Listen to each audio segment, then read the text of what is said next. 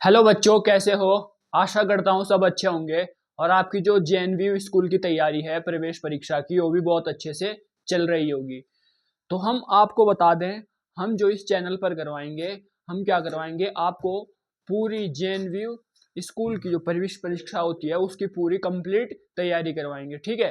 तो इसी क्रम में हम आपके लिए आज की जो क्लास लेके आए हैं वो लेके आए हैं mental ability test. Mental ability test के बारे में आपको बता दूं, यहाँ से आपके पास कितने प्रश्न, 40 प्रश्न एग्जाम में पूछे जाएंगे। 40 प्रश्न पूछे जाएंगे और कितने नंबर के होंगे, 50 नंबर के होंगे, ठीक है। और मैं आगे बता दूं आपको, इस चैप्टर में पहला जो चैप्टर है इसे ऑड वन आउट भी कहते हैं, या जो पहला प्रश्न हम सॉल्व करने वाले हैं जरा पढ़ते हैं क्या कह रहा है ये।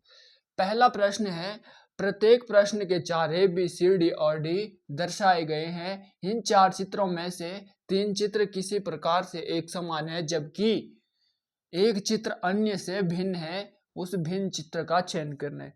क्या कह रहा है ये कह रहा है कि हमारे प्रश्न में कितने 4 प्रश्न दिए, 4 प्रश्न नहीं 4 चित्र दिए हैं। क्या दिए हैं भाई, 4 चित्र दिए हैं और उसमें से हमको क्या फाइंड करना है, जो सबसे अलग या सबसे डिफरेंट जो डायग्राम है उसको हमको फाइंड करना है, ठीक है।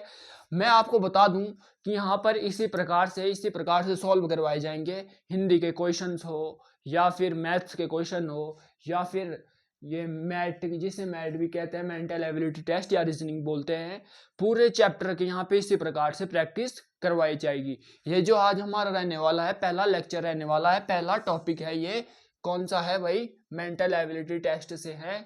इसको क्या फाइंड करना होता है हमको, इसमें हमको जो सबसे डिफरेंट डायग्राम है उसको हमको फाइंड करना होता है। तो चलिए शुरू करते हैं भाई। आज का पहला प्रश्न किस प्रकार से रहने वाला है, आपको क्या बताना है, आपको ये बताना है कि इनमें से सबसे डिफरेंट डायग्राम कौन सा है। क्या बताना है, इन चारों में से आपको बताना है कि सबसे डिफरेंट डायग्राम आपको कौन सा दिख रहा है, ठीक है।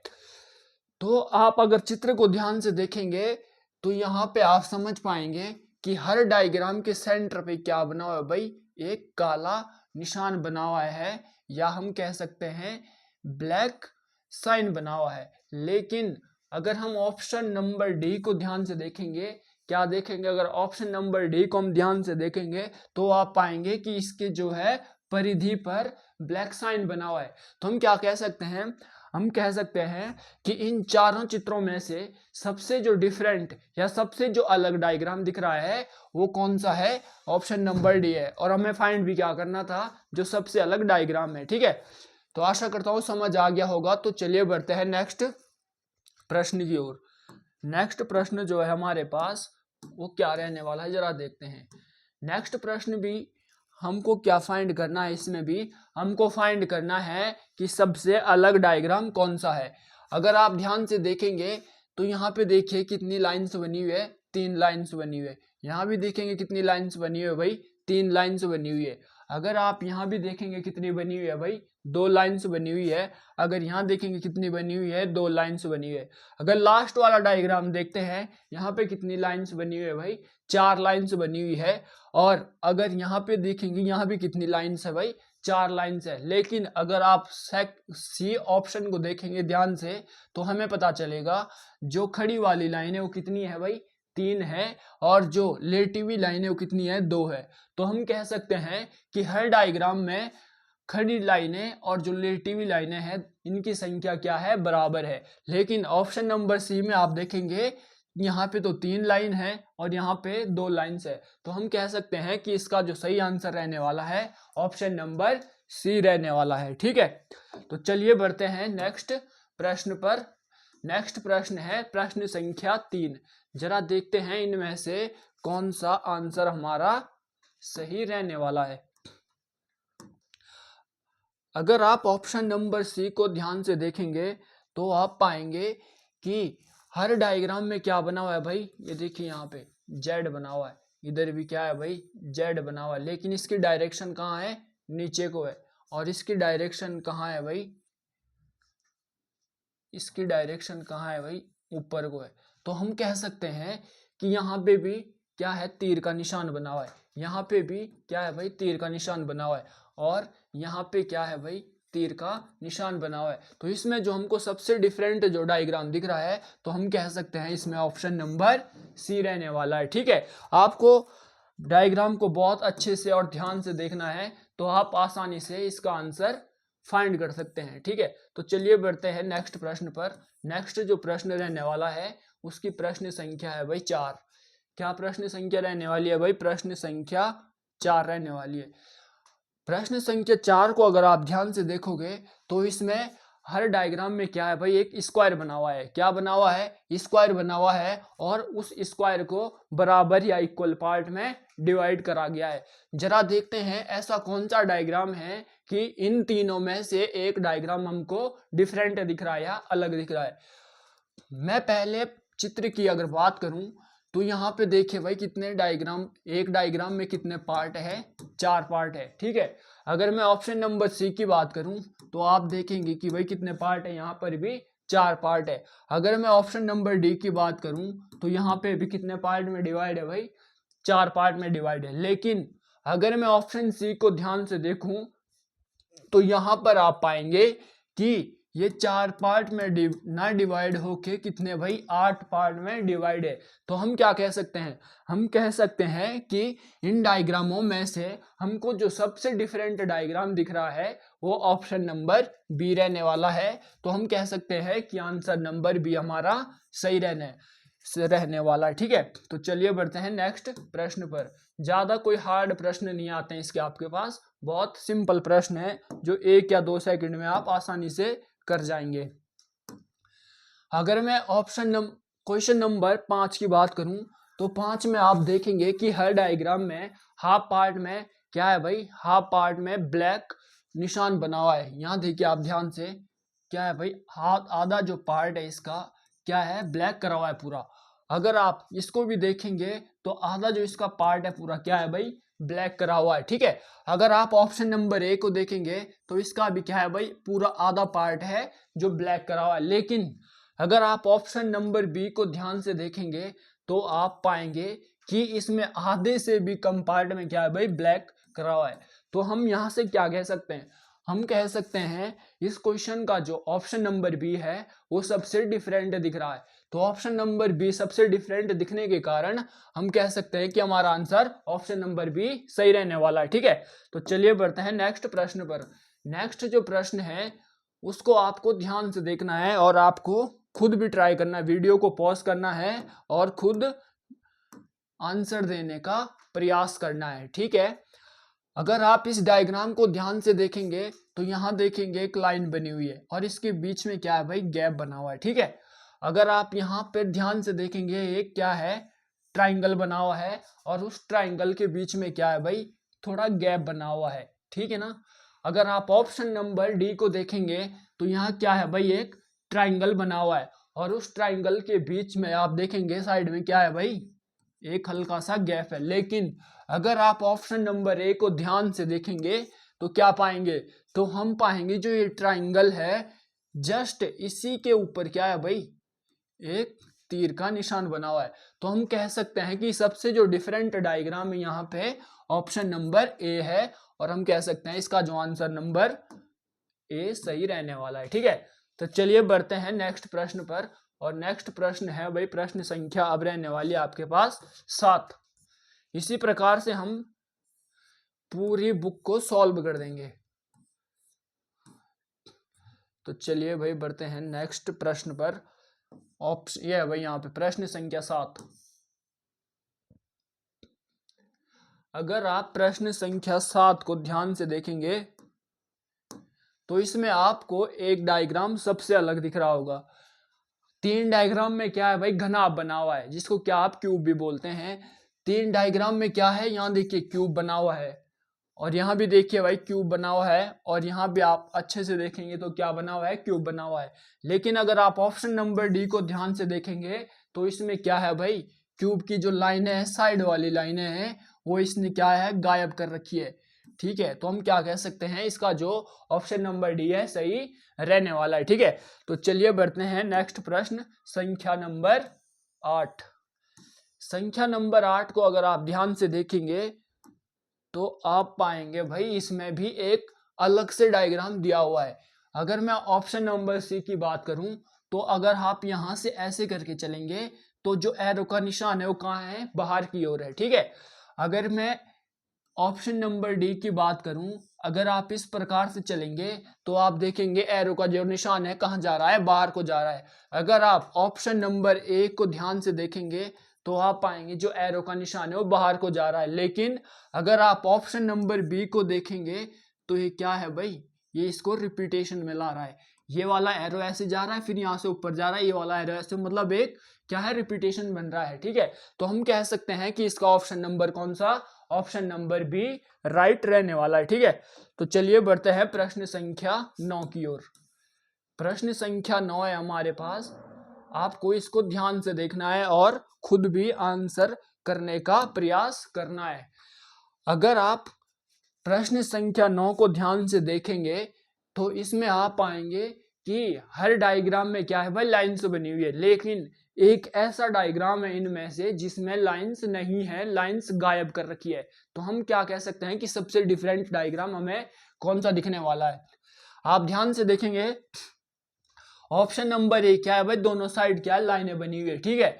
ऑप्शन नंबर बी को देखेंगे आप, दोनों साइड क्या है, लाइनें बनी हुई है। ऑप्शन नंबर सी को भी देखेंगे तो क्या है, दोनों साइड लाइनें बनी हुई है। लेकिन अगर आप ऑप्शन नंबर डी को ध्यान से देखेंगे तो यहाँ पे क्या करा इन्होंने, एक ही साइड लाइन दे दी, जबकि एक साइड लाइन नहीं दी। यहाँ देखिए पूरा आगे बढ़ा हुआ है ना, यहाँ पे पूरी आगे तक बढ़ी हुई है, पूरी आगे तक, यहाँ भी आगे तक बढ़ी हुई है, यहाँ पर भी।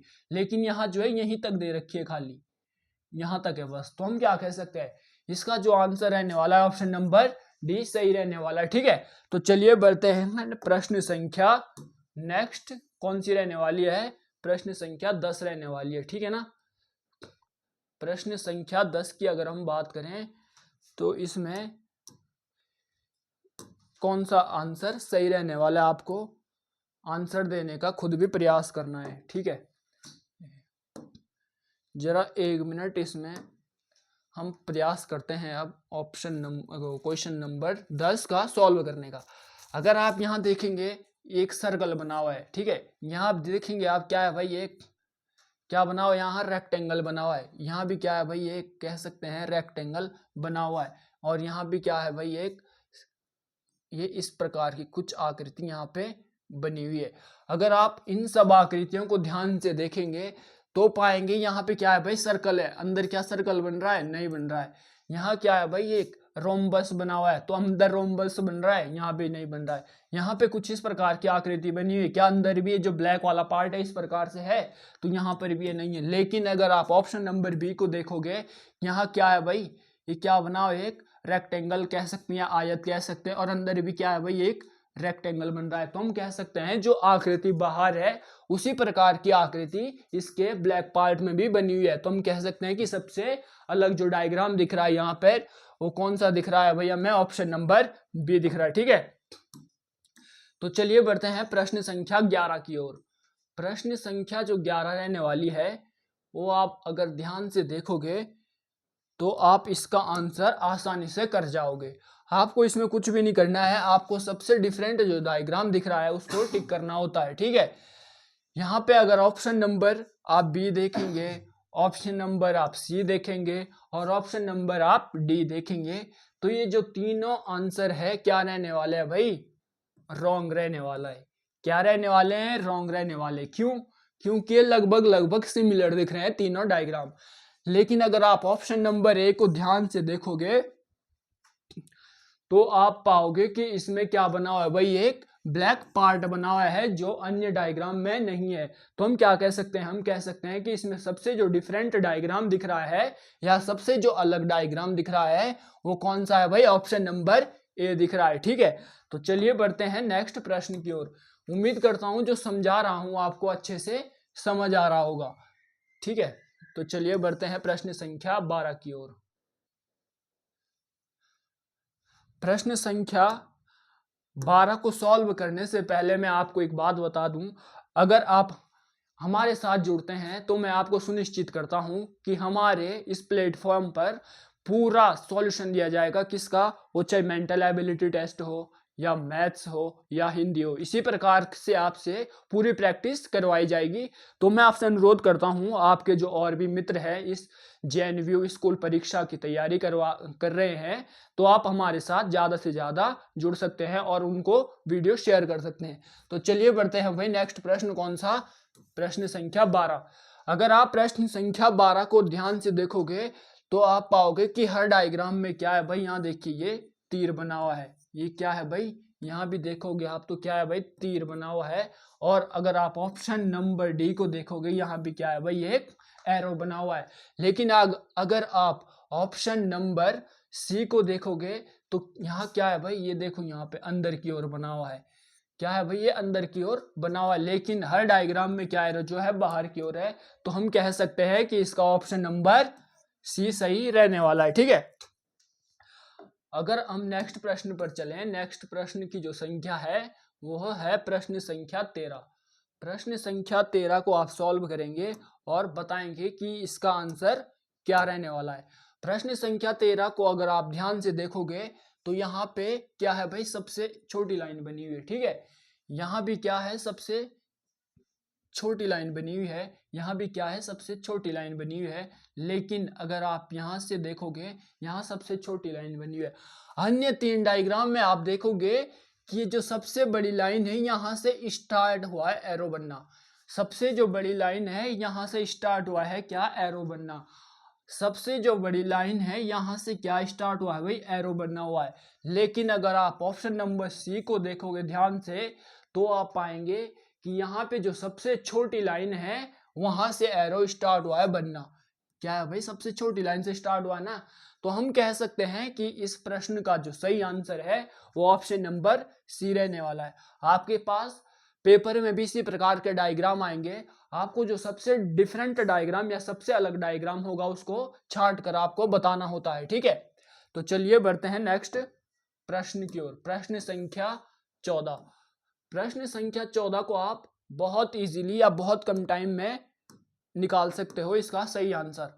प्रश्न संख्या 14 की अगर मैं चित्र संख्या ए की बात करूं तो यहां देखेंगे आप कितने क्रॉस के निशान है भाई, यहाँ पे 4 क्रॉस के निशान है। अगर मैं ऑप्शन सी की बात करूं तो कितने क्रॉस के निशान है भाई, 4। और अगर मैं चित्र संख्या डी की बात करूं तो इसमें कितने चित्र के निशान है भाई, 4। कितने हैं, 4 है ना। अगर मैं ऑप्शन बी की बात करूं या जो चित्र बी दिया हुआ है हमारे पास इसकी मैं बात करूं तो यहाँ पे कितने क्रॉस के निशान है भाई, 1 2 3 4 और 1 5। तो हम कह सकते हैं इन चारों चित्रों में से जो बी चित्र है सबसे अलग दिख रहा है या सबसे डिफरेंट है, तो इसका सही आंसर क्या रहने वाला है भाई, ऑप्शन नंबर बी सही आंसर रहने वाला है। ठीक है, तो आज का जो हमारा अंतिम प्रश्न रहने वाला है वो कौन सा है, प्रश्न संख्या 12। एक बार मैं पुनः बता दूं आपको, अगर आप इस प्रकार का सॉल्यूशन चाहते हैं तो आप हमारे इस प्लेटफॉर्म पे जुड़ सकते हैं, हमारे यूट्यूब चैनल को सब्सक्राइब कर सकते हैं, अपने सभी साथियों के साथ शेयर कर सकते हैं। ठीक है, तो चलिए आज का जो लास्ट प्रश्न रहने वाला है वो आपको सॉल्व करवाते हैं। लास्ट प्रश्न को अगर आप ध्यान से देखोगे इसमें कुछ डायग्राम दिए हुए हैं और जो अलग अलग पार्ट में डिवाइड करे हुए हैं।